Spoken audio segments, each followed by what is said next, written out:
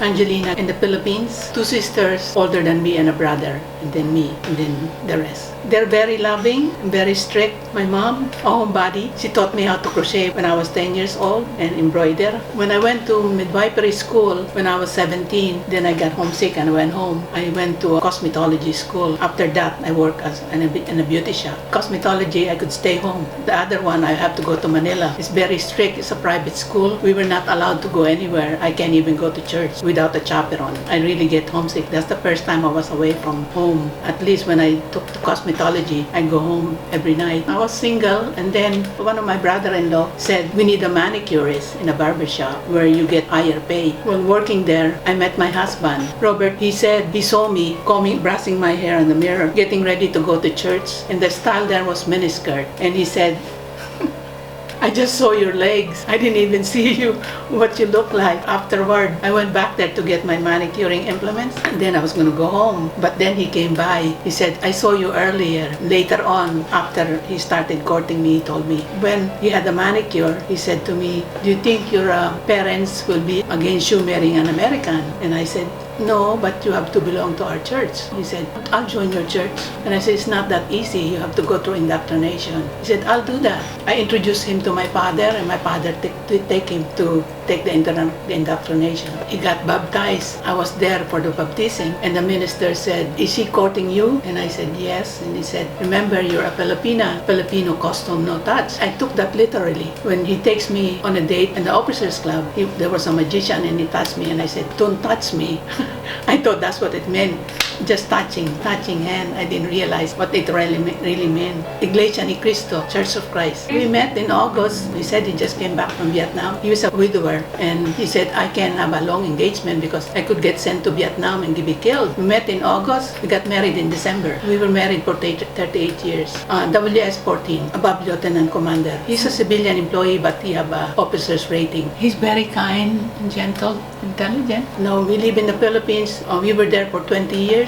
After we got married to Richard and Leilani. They were American citizens because they were born in a U.S. Naval Base in the Philippines. I was a good mother. That's what they told me. I have a card that said, I wish I could be more like you as I mature. And the same with my daughter. I still have the card that my son wrote. And then we moved to Placerville in Northern California because his brother lived there. He had a twin brother. And he was 7 years old and the other one is 6. They were only a year apart. At first, because he's dark skinned like me, he got teased a lot. But then later on, the teachers telling the other kids, he said, do you speak two language? And he said, no, he does, so he's better than you. And later on, he became very popular. As a matter of fact, they follow him around. Even now, the same with my daughter. We lived there until my children went to college and got married, and then we moved here. My son-in-law was a Marine, and my daughter got pregnant, and which he needed help. My son had 3, and my daughter had 2. I love it. All this is a pilot. My grandchildren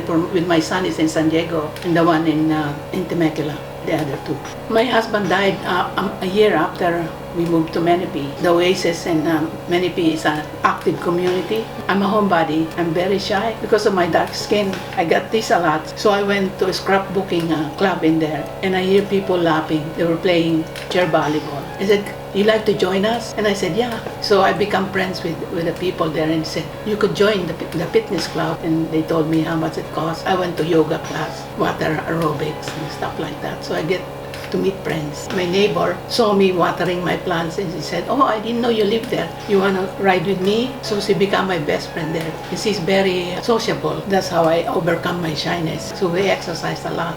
And then we joined the Spanish club where we get to travel. They were getting ready to leave. They needed 2 people to fill up the bus, the Spanish club. My friend, she said, you want to go? There's 2 tickets available. And so we did. And that's how I met Stan.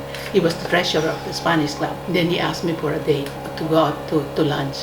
I like gardening. One of the sprinkler, the drip system on my hanging plant broke. And I heard him talking to one of my friends about he knew how to fix it. So I called him and I said, can you help me? That's how we become friends. We go out to dinner, movies, and then later on we take turns in having someone for dinner. We travel a lot. We went to Italy, Spain, short trips like Solvang, Hearts Castle. It's very sad when he died. We went to Hong Kong and we went to Thailand. When we were there, we went to the restaurant. There's a Filipino band. They started playing Filipino songs when they saw me. And then later on, they came to our table. Said we could accompany you to where you could buy souvenirs and stuff like that. It'd be a bargain. So I enjoyed that. And I like the food. Spicy. It has coconut and peppers. And we asked the one at the front desk. I said, we like to go to a typical Thai food. He said, come with me when I go to lunch. And we went, and it's a house. And it was a home-cooked meal. They served the food like the clay pot. They even put it on the table as if you were eating at home. The guy that drive us around, my husband said, come every morning and that will just hire you. And his name is Sung Kram. We become friends with him. I was severely anemic. I got confined to the hospital. And then when I came back, I'm having a hard time with my breathing. So I went to the hospital. When I came back, they said that I needed oxygen. My children said, we need to put you in a place where you'll be taken care of. They took me to Murrieta Home Care where they're Filipino. I put all my furniture in a storage. Then they raised the rent. And my friend Stan said, why don't you take your furniture and put it in my garage? I have room in my garage. I could rent you my room. So I went there. But I fell down twice. I got so low on food salt and potassium. I fell down. Stan was looking at Renaissance. He got sick too because he had diabetes. We decided we each have our bathroom and bedroom. That's how we ended up here. I go to all the exercise class. I go to Tai Chi. We do the Zumba, the boxing with Barry, with the weights 3 times a week. I enjoy trivia. All the staffs are very nice and the people, the residents, that they are safe and there's a code alert in the bedroom and in the bathroom. They have nurses. If they fall down right away, they get help. They don't have to worry about cooking and they don't have to worry about cleaning their house.